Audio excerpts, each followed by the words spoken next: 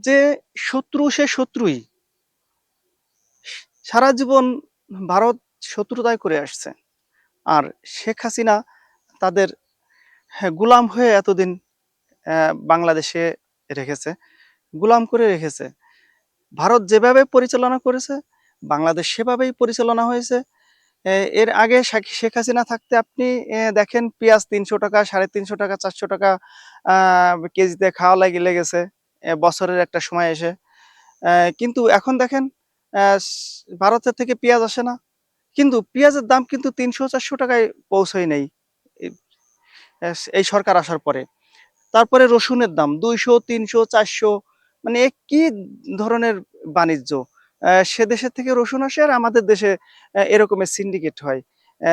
সে দেশের থেকে রসুন আসা বন্ধ হয়েছে। দেখুন আমাদের দেশে রসুনের দাম কেমন। তো সেই দেশের থেকে যে প্রোডাক্ট গুলো আসে এগুলো তো বন্ধ। কিন্তু আকাশচুম্বী দাম কিন্তু কোনোটারই হয়নি। তো এরা আমাদের প্রকাশ্য শত্রু, আহ, দিবালোকের শত্রু, এরা সব সময়ের জন্য বাংলাদেশের শত্রু। তো এদের থেকে বি কেয়ারফুল।